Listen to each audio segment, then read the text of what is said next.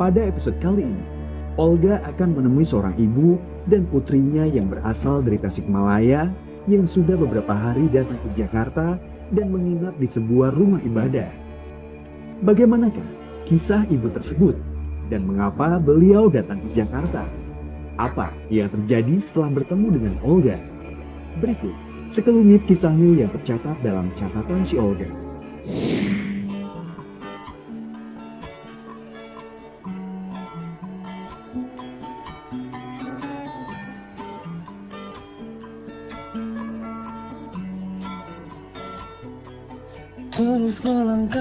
Selamat sore pemirsa catatan Olga. Sebelum saya siaran langsung untuk acara Facebooker, ya, saya berkesempatan dan insya Allah saya bisa bertemu dengan target catatan Olga. Sebelumnya saya pernah bertemu, tapi hanya sebentar ngobrol, gak terlalu banyak berbicara. Ada seorang ibu-ibu dengan anaknya sepertinya ingin bercerita dengan saya. Tapi sebelum dia bercerita, dia menangis.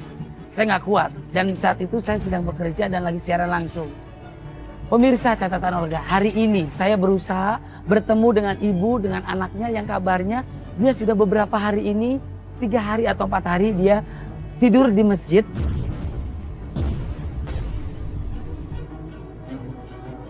Dekat dengan studio Antv.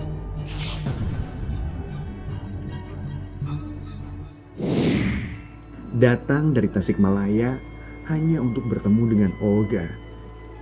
Ibu dan anaknya ini hanya bermodalkan keberanian. Beliau adalah Ibu Nia, seorang ibu yang bekerja sebagai penyanyi keliling dari kampung ke kampung.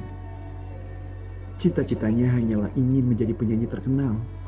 Namun semuanya kandas saat beliau ditipu jutaan rupiah oleh seseorang yang berpura-pura ingin mengorbitkannya menjadi seorang penyanyi.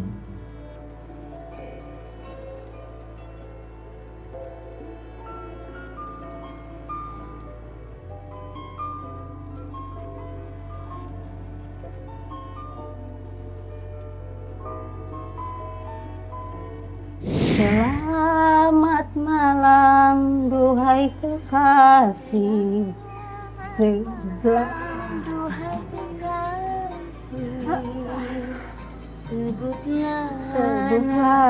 namaku menjelang tidurmu. Bawalah aku dalam mimpi yang indah di malam yang dingin sesunyi ini.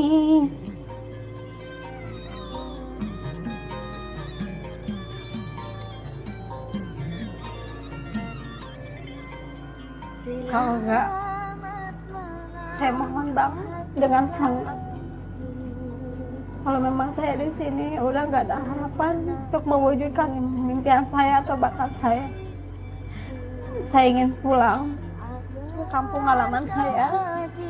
Dalam indahku di peraduan yang sepi. Tapi saya sebelum pulang ingin bertemu sama Olga, ingin mencurahkan hati saya.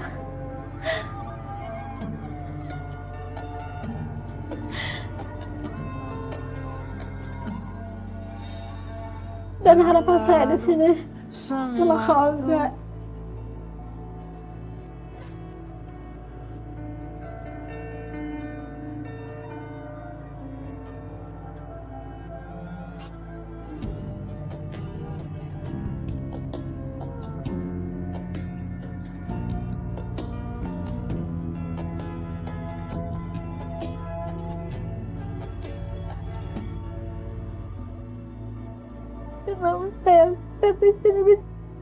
Saya ingin membagikan orang tua saya yang udah ngedukung saya jauh-jauh ke sini. Ingin membagikan suami saya, anak-anak saya. Tapi anak saya ajak terlantar. Di langkahmu, di setiap nafas yang terpancar cahaya, teranglah gelapnya jiwa. Saya berkesempatan dan insya Allah saya bisa bertemu dengan target catatan Olga. Pasti pemirsa catatan Olga bertanya-tanya dalam pikirannya, kenapa Olga kok celananya basah? Saya diompolin kucing.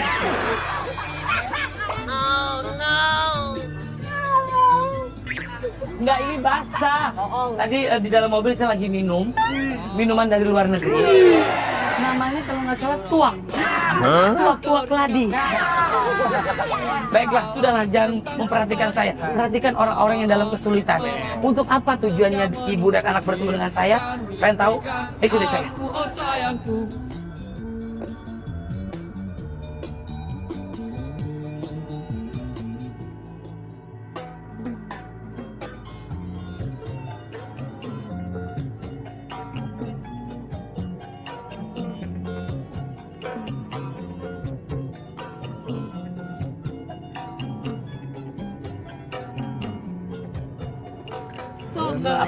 Untuk catatan Olga. Pulang kerja? Mau nonton? Rame-rame? Selamat menonton. Olga, love you. I love you too. Udah bawa cewek, masih juga lo ngalapiin gue.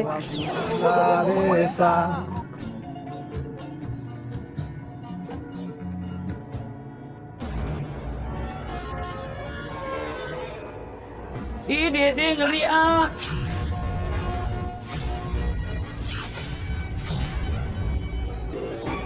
Seperti itu, medan yang harus dilalui Olga untuk bertemu targetnya. Dan sempat ada keraguan dalam diri Olga.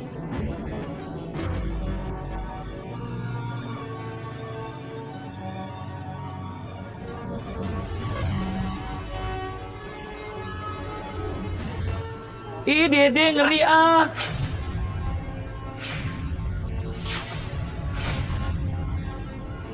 Gak mau adik ah.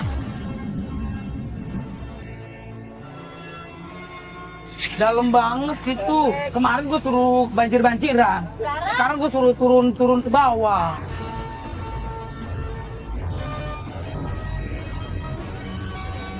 Ntar jatuh deh. Gue bukan masalah jatuhnya. Takut jahitan sesar gue bokot. Seneng banget lu. Saya mau tanya, ibu dari mana? Oh, dari Bekasi. Oh, mau ngapain bu? Lagi main aja? Main. Kayak ibu dari tadi ketawa-ketawa aja ngeliat saya syuting. Aku pengen tahu ya Allah. Alhamdulillah, salam kenal bu. Berdua-duaan aja Bekasi. Saya pikir tadi udah virgin. Balik lagi. Kenapa? Gak jadi nonton? Pengen nonton bioskop. Ngapain nonton bioskop? Mendingan nonton sampai 3 bukit. Ya udah sibuk kira Pak.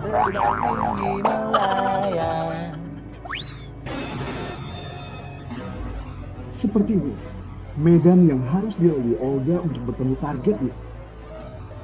Terjadi dan begitu sulit.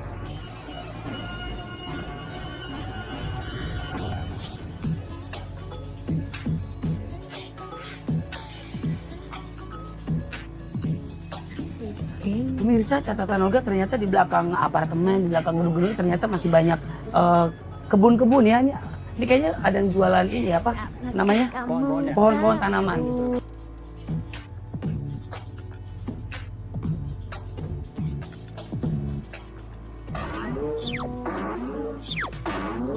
Kabisu, kabigam, kabisu, kabigam, kabisu, kabigam. Kenalkan, saya Bejol, bukan Kajol. Halo. Udah mandi belum? Belum. Mandi dong.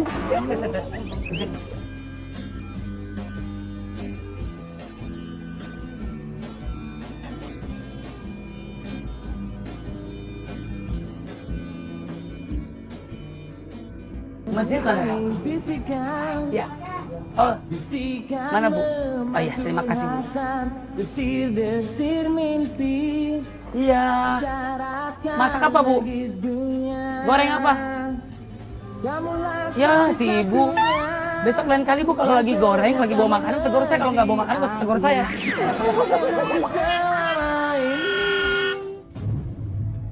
pemirsa, catatan Olga, katanya tidurnya di sini. Nah, Sekretaris Prima Persatuan Remaja Islam Masjid. Nah, kasihan dia udah berapa hari tinggal di sini. Saat ini, Olga dan tim catatan si Olga akan menemui target yang dikabarkan telah menginap beberapa hari di sebuah masjid. Maaf.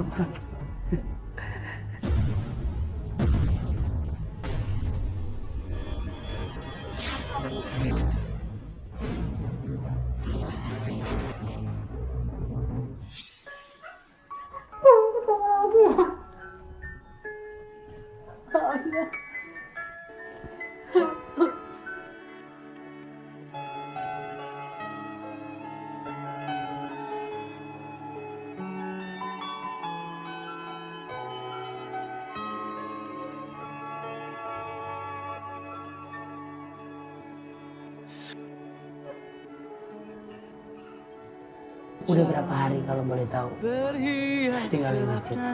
Dan 6 hari. Totalnya jadi 6 hari. Apa sih tujuannya Mbak? Kalau boleh tahu Mbak nama siapa? Mbak Nia. Kenapa Mbak Nia kepingin banget ketemu dengan saya? Saya minta bantuan. Seribu mimpi berjuta Ditipu? Ditipu kenapa? hadir Pribadinya saya kan dari Tasik. Dari Tasik, asli Tasik, di Malaya. Tasikmalaya. Daerahnya di mana tepatnya? Laut Cikapit. Oke, terus Terus saya kan suka nyanyi gitu. Manggung. Mbak penyanyi? Iya.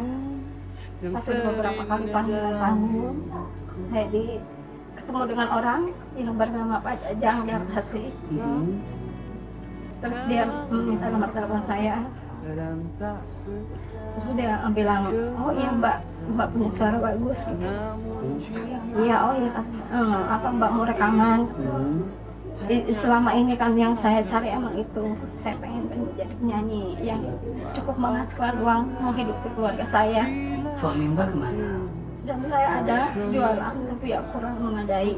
Nah terus saya pas udah itu dipanggil lagi ke panggung-panggung nyanyi. Nah terus dia berhubungan sama Pak Yusuf Soherman. Terus pas udah itu dia ngebel, Mbak Nia apa Mbak dia benar mau masuk rekaman? Oh iya justru itu tujuan saya Pak, mudah-mudahan itu rezeki saya bilang. Nah udah gitu pas dia ini tapi Mbak harus mengeluarkan uang. Harus mengeluarkan uang? Katanya untuk biaya rekaman. Mbak kasih uangnya?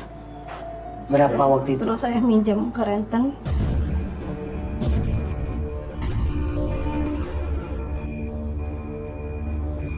Minjem ke rentenir? Minjem ke rentenir.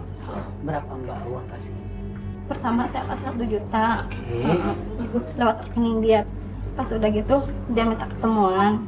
Mbak nanti ketemu sini, tapi dikasih. Nah udah gitu ketemuan. Pas udah ke beberapa harinya saya hubungin, Pak gimana ini? Katanya ada rekaman buat saya. Terus dia bilang, iya ada, tapi Mbak masih ada ganjalan. Mbak harus mengeluarkan uang lagi. Sedangkan saya kereta itu udah banyak bekas bapak saya anak saya.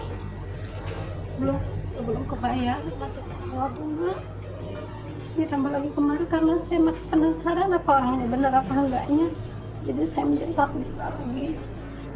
Akhirnya sampai ini dikasih alamat. Tahu-taunya saya nemuin alamat itu palsu alamatnya.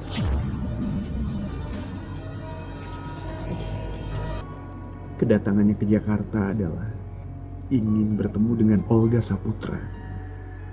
Namun Ibu Nia tidak memiliki sanak saudara maupun kerabat yang bisa beliau kunjungi di ibu kota ini.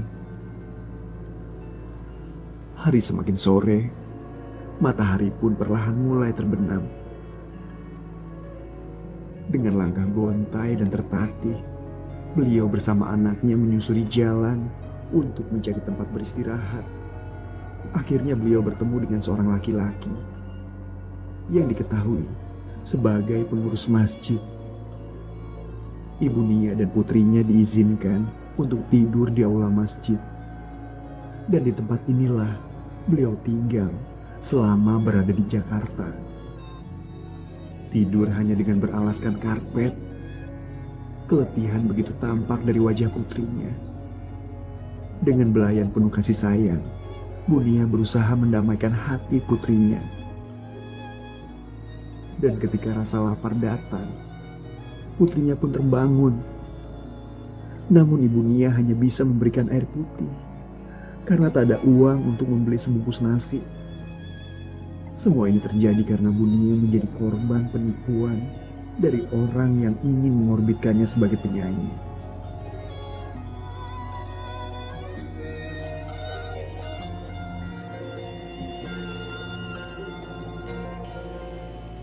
Karena saya masih penasaran apa orang ini benar apa enggaknya, jadi saya menjadi 1 juta lagi.